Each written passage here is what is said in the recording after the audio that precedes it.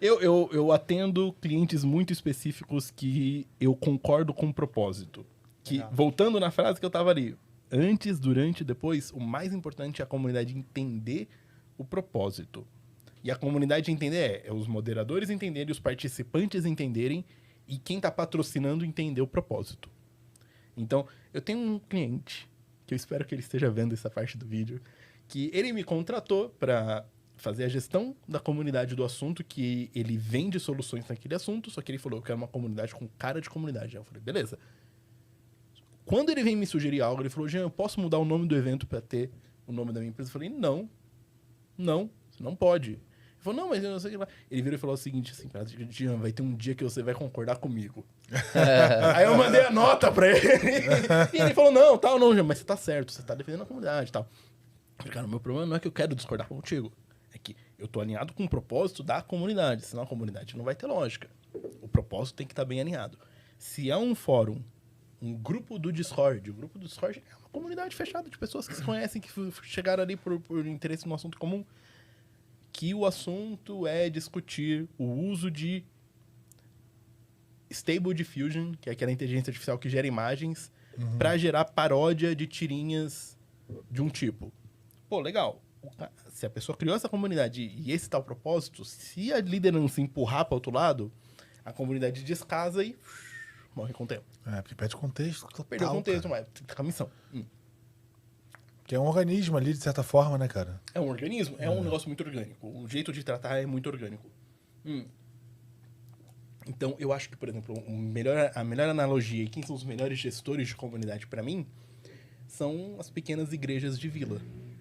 É uma comunidade.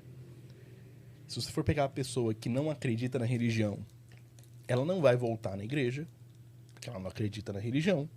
Mas se ela acredita na religião, não é suficiente acreditar para você ir na igreja. Porque o cara que vai todo domingo, ele vai para conversar com as outras pessoas, ele vai para ver o pessoal do bairro, ele vai porque ele gosta de ouvir o pastor, porque ele se sente mais calmo. Mas tem vários motivos que tá alinhado ali dentro. E eu dando esse exemplo muito específico porque eu sou filho de pastor. Eu acho que tudo que eu aprendi de gestão de comunidades é porque o meu pai, ele é militar, e no tempo livre ele era pastor de igreja. E no tempo livre dele, todo dia de noite, ele ia lá na Tem um senso de pertencimento também, né? Porque era a missão de vida dele. Falou, pô, tá alinhado na missão de vida dele, que a missão de vida... Porque ele começou, ele acabou indo pro quartel, tá por causa da igreja. Beleza. Alinhou com a missão de vida dele, tava lá, cara, agora mudou a gestão da empresa e vai vir um bispo de São Paulo e tal. Era bem assim, nas coisas assim, você nunca ouvia falar.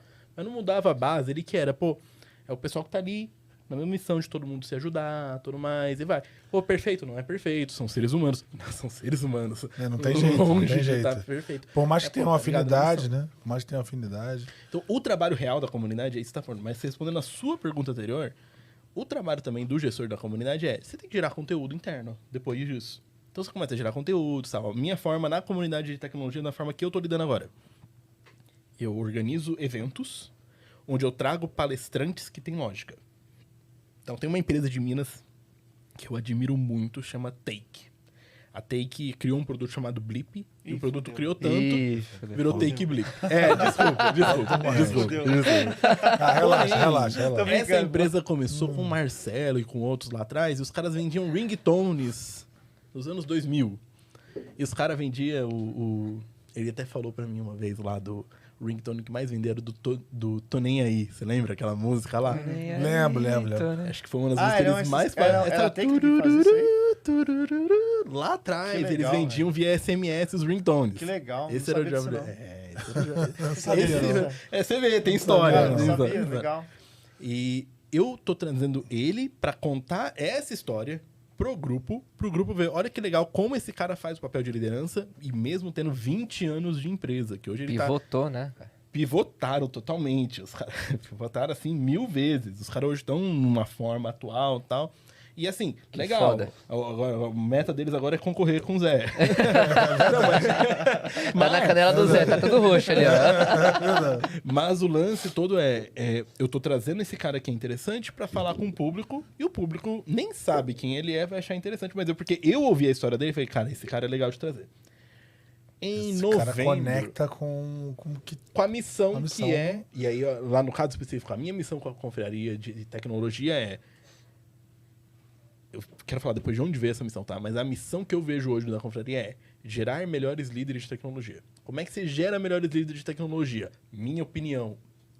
Todo mundo pode discordar da minha opinião. Não acho que tem escola de CTO. Eu também não acredito. Eu não acredito. Eu não acredito nisso. Mas eu não acredito nisso muito específico. O CTO não é um cargo muito bem definido. Não é um negócio assim, designer gráfico, editor de áudio. Não é um negócio assim definido. É um negócio assim meio... Cada empresa tem um... É um tampão, né? Então, cada empresa tem um cara diferente ali. Uma tampa de panela diferente. Mas eu acredito que o conhecimento geracional, de geração, é muito importante. Geração não de criação, mas de gerações mesmo. Então, por exemplo, eu acho que a geração dos CTOs que estão quebrando a cara agora pode ensinar muito para os CTOs que estão levantando o primeiro round. Agora, o cara que é CTO de primeira viagem. E os CTOs de 60, 80 anos de idade tem muito para ensinar para esses caras que tem para ensinar para esses caras. E eu não vejo um espaço para gerações compartilharem espaço. É verdade. Eu não vejo espaço. A escola, na verdade, ela tem o oposto. A escola ela quer trazer pessoas da mesma idade em grupos por um período de tempo. Eu quero trazer pessoas de idade e experiências diferentes para compartilhar essas experiências. Cara, eu acho que isso tem muito a ver, legal, porque né? realmente é um conteúdo muito complexo.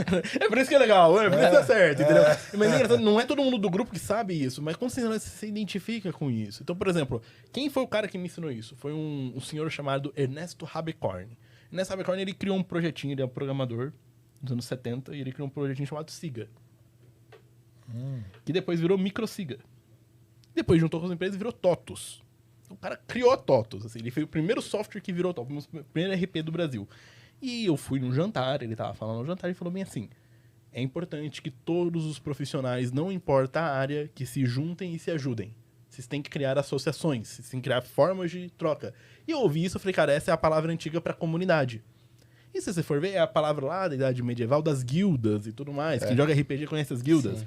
Então assim, pô, você tá trocando conhecimento, oportunidades. Quem joga RPG sabe lá na guilda, lá tem lá os arqueiros e tal. Falou, tem um job aqui sobrando, joga pro outro cara. Essa ideia de guilda, essa ideia de associação, essa ideia de irmandade, na época que os maçônicos lá tocavam isso, né? E hoje em dia a gente chama de comunidades de profissionais de tecnologia também, é o valor que eu vejo ali, e é o que eu vejo lógica que tem ali. Então, o grupo, Jean, mas o fulano não é CTO, entrou. Eu falei, eu sei, mas ele entrou porque o fulano indicou. E o que vale é isso, porque você está fazendo rebranding e tal, saindo de conferência de CTO, você de conferência de tecnologia. E... Cara, faz muito sentido. Faz muito sentido. Faz muito sentido. E faz falta, não faz? Faz falta a troca entre gerações. Aí o cara fala, puta, mas ele entrou, mas ele não é CTO, mas, cara, talvez esse cara agregar, esteja... né, ele pode ser que o cara tá indo pra uma oportunidade. Se o cara ele vai entrou, construir, é porque ele tá interessado. É verdade. Ali ele vai construir alguma base para ele poder dar um próximo passo.